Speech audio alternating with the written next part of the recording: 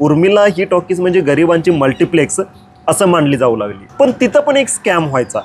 मित्रांनो, तुम्हाला माहित आहे का की कोल्हापूरसारख्या शहरामध्ये ना एकेकाळी 16-17 थिएटर होते, पण आता राहिलेत खचून किती 3 ते 4 थिएटर राहिलेत। त्यातले पण 2 मोठे प्लेयर आहेत, ते म्हणजे एक PVR आणि दुसरं ते म्हणजे आयनॉक्स। यांना टक्कर देत राहिले ते म्हणजे फक्त पद्मा टॉकीज आणि दुसरी शाहू टॉकीज।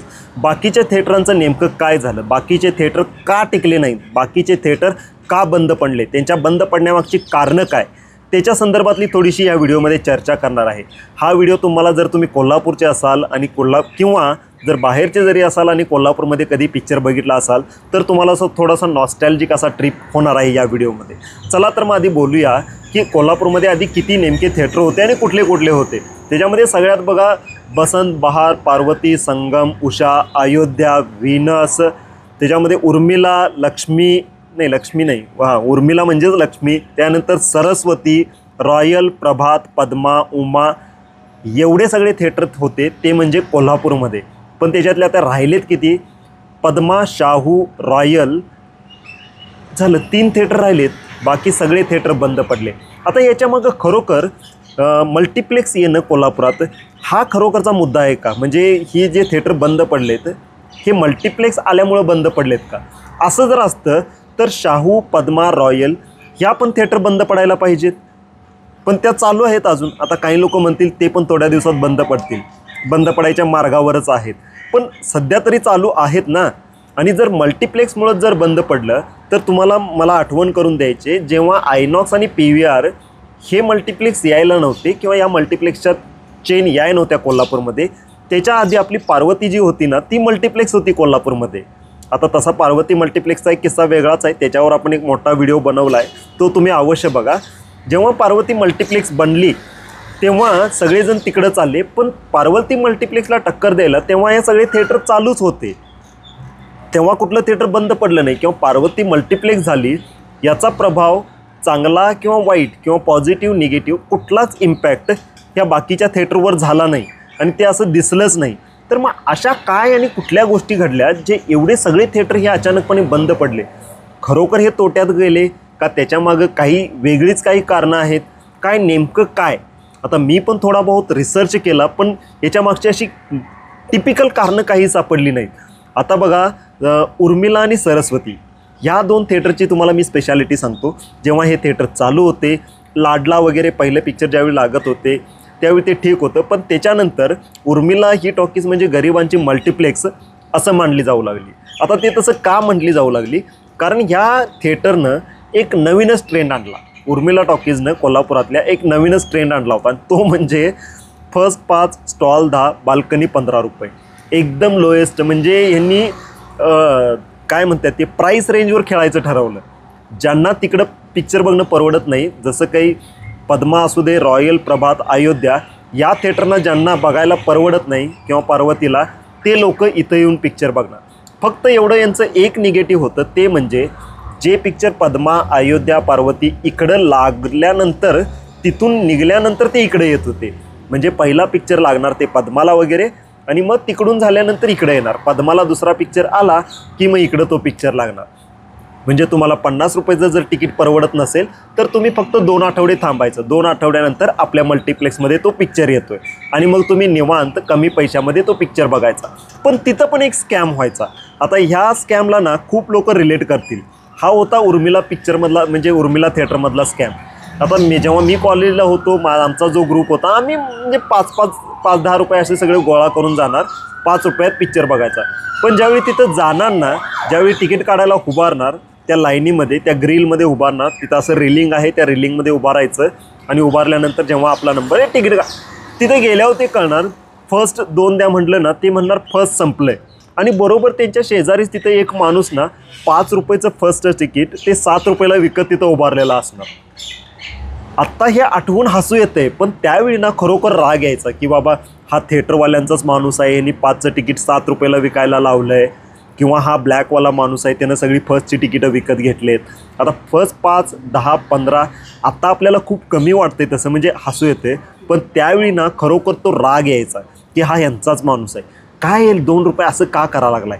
आता तिथं आम्ही असं काय व्हायचं माहिती आहे, डायलेमामध्ये जायचो डिसिजन मेकिंग आम्हाला वापरायला लागायचं की 7 रुपयाचं फर्स्टचं तिकीट काढू की 10 रुपयाचं स्टॉलचं तिकीट काढू.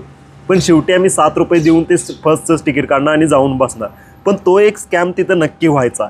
आता तो खरोखर थिएटरवाल्यांचा होता की खरोखर बाहेरचा ब्लॅकवाला माणूस येऊन करायचा ते काही कळलं नाही. आता याच्या शेजारी जी सरस्वती टॉकीज होती ना, ते तसा स्कॅम वगैरे काही करायचे नाही, कारण त्यांचं फर्स्टच 7 रुपये होतं. फर्स्टात स्टॉल 10 आणि बाल्कनी 15. पण सरस्वती टॉकीजचा एक प्रॉब्लेम होता. आता सरस्वती टॉकीजमध्ये आत्ता जे नवीन ह्यांनी केले ना, हे सगळे नवीन येणारे थिएटर एक्झिक्युटिव्ह वगैरे, ते पहिला सरस्वतीमध्ये होतं. सरस्वतीमध्ये बाल्कनी नाहीच, त्यांनी बाल्कनी स्टॉलच्याच मागे बाल्कनी आहे. आता सरस्वती टॉकीज ही जगातली अशी पहिली टॉकीज असेल जी बाल्कनी म्हणते पण तिथं बाल्कनी नाही आहे. हां, स्टॉलच्या मागं बाल्कनी असणारी ही जगातली एकमेव टॉकीज असेल. आणि ते मला पहिल्यांदा आत गेल्यावर कळलं. मी बाल्कनी म्हणजे वर कुठंतरी पायऱ्या चढून जायचं असेल असं वाटलं होतं, पण हे स्टॉलच्याच मागं बाल्कनी आहे. हे एक त्यांचं काय वेगळंच लॉजिक आहे ते. आणि थिएटर पण ते थोडंसं छोटं आहे. त्याच्यानंतर बोलूया आपण शाहू थिएटर. शाहू थिएटर एक असं थिएटर आहे ना, जिथे म्हणजे पहिल्यापासून सगळे मराठी पिक्चर लागतात. आता हे हिंदी पण लावा लागलेत काय, पण ठीकठाक डॉल्बी सराउंडिंग सिस्टीम वगैरे, पण छोटं आहे. रॉयल आणि परबबाग, आता ह्या ज्या थिएटर आहेत ना, यांच्याबद्दल काय सांगायचं. ह्यांनी किती वेळा रिन्यू करतात आणि किती वेळा बंद करतात ते त्यांनाच काही कळना झालं आहे. अयोध्याची राजाराम टॉकीज झाली तरी पण बंद पडली. पार्वतीवाल्यांनी पहिला सगळ्या ब्ल्यू फिल्म लावल्या, त्याच्यानंतर ते बंद केलं. मल्टिप्लेक्स करून पण चाललं नाही, परत बंद पडलं. आणि कोल्हापुरात बंद पाडायचा जो सिलसिला कुठल्या थिएटरनं आणला असेल तर तो म्हणजे बसंत बहार टॉकीज. म्हणजे अक्षरशः म्हणजे तिथनं जे 7:30 चालू झाली, जसं काही बसंत बहार बंद पडली तिथून ते चालूच झालं. आणि संगम टॉकीजबद्दल आपण काय बोलायचं. इतके छान छान पिक्चर लागायचे तिथं, खूप छान पिक्चर लागायचे. ते आता मी सांगत नाही तुम्हाला, पण ज्यांनी तिथं बघितले असतील ना त्यांना माहीत असतील. पण अशी निवांत एकदम साईडला आपल्या स्टँडकडं आवाराच्या बाहेर असलेली एकदम थिएटर, पण भरपूर मोठं थिएटर होतं ते. आणि इवन बसंत बहार थिएटर पण तुम्ही बघितला ना, याचा एरिया एवढा मोठा आहे ना, तिथं जर टॉकीज बनवली, थिएटर जर बनवलं मोठंच्या मोठं, तर ते काय चालेल. आणि बसंत बहारचा एरिया इतका चांगला आहे आपल्या महावीर गार्डनचा, तिथला खरोखर जबरदस्त. पण आजपर्यंत ते गुत्त्यातच आहे की इतक्या मोठं थिएटर ते बंद का पडले, काय म्हणजे हेच नाही. त्याच्यानंतर आपली 3 तिरकूट, तिथल्या 3 थिएटर बघा, ते म्हणजे व्हीनस, अप्सरा आणि उषा. आता अप्सरा टॉकीजचं काय सांगायचं. तिथं मी नायक पिक्चर बघितला होता, RS स्टेडियम पण तिथं बघितला होता. त्याच्यानंतर मध्ये एक असा काळ आला की अप्सरा टॉकीजला नाव अप्सरा आणि त्यांना B ग्रेडच्या पिक्चरांचा सहारा घ्यावा लागला. तिथं सगळे आपले सविता भाभीवाले पिक्चर येऊ लागले आणि ते म्हणजे ते एक टॅगलाईन बनली, त्या थिएटरची ती ओळखच बनली तिथं. त्याच्यासमोर पण तुम्हाला कोणी जरी बघितलं ना, तुम्हाला ते कोण बघू नये बाबा, मी इथं आत घुसतोय ना, मला कोण बघू नये असं. त्याच्यानंतर उषा थिएटर. आता उषा थिएटर एक असं थिएटर आहे ना, जे आत बिल्डिंगमध्ये अपार्टमेंटमध्ये असल्यागत आहे. तिथं मी बघितला होता अशोका बघितला होता, दिल चाहता है पिक्चर बघितला होता. पण ते थिएटर ना ठीक आहे, म्हणजे बाहेरून तुम्हाला जाणवतच नाही की हे थिएटर आहे. एका बिल्डिंगमध्ये अपार्टमेंटमध्ये असल्यागत, पण आत गेल्यानंतर भलं मोठं खरोखर थिएटर आहे. आणि व्हीनस टॉकीज म्हणजे एक आपली राजारामपुरीची मोठीच्या मोठी गल्ली असल्यागत टॉकीज आहे. एवढी लांबडी टॉकीज ना, आणि त्याचं वैशिष्ट्य म्हणजे काय माहिती आहे काय, एवढी जर स्क्रीन असेल ना, त्या स्क्रीनच्या रेषेतच ती थिएटर आहे ना, स्क्रीनच्या इकडं ना तिकडं. जेवढी स्क्रीन आहे ना तेवढीच ती लांबडी. पण सगळ्यात लांबडी थिएटर जर कोल्हापुरातलं कुठलं असेल, किंवा मी आजपर्यंत जेवढी काय कोल्हापूर, पुणे, मुंबई, सातारा इथली बघितले, सगळ्यात लांब थिएटर. तुम्ही जर बाल्कनीला किंवा स्टॉलला शेवटला बसला ना, तुम्हाला स्क्रीन अशी बघायला पाहिजे, एवढ्या लांब स्क्रीन वाटते, पण स्क्रीन पण तेवढी मोठी आहे. बाकी आणि पद्मा थिएटर, खरोखर पद्मा थिएटर म्हणजे ना कोल्हापुरातलं सगळ्यात वजनदार थिएटर, जे एक स्टँडर्ड थिएटर म्हटलं जातं आहे ना पहिल्यापासून, ते म्हणजे पद्मा थिएटर. ते आपला अजूनपर्यंत ना एक वचक ठेवलेलं आहे त्यानं. जसं आपण म्हणतोय ना, राजकारणात यायचं तर बाळ ठाकरे यांचं जसं नाव नाही आहे ना आपलं बाळासाहेब ठाकरेंचं, तसं पद्मा टॉकीजचं हे कोल्हापूरच्या थिएटरमध्ये एक ऑरा आहे. पद्मा टॉकीजला पिक्चर बघतोय म्हटल्यावर त्यांची कॉलर ताट, आत्ता आयनॉक्स PVR आले त्यांच्याबद्दल तर जाऊ दे, ह्या थिएटरांच्या ह्या अशा काही आयडेंटिटी होत्या. हे माझे विचार होते बाकी ह्या थिएटरबद्दल मला जे वाटलेले. बाकी तुम्ही कोल्हापुरात कुठल्या थिएटरला कुठला पिक्चर बघितला आहे आणि मी सांगितलेला कुठला एक्सपिरियन्स तुम्ही घेतला आहे का, ते नक्की कॉमेंटमध्ये सांगा.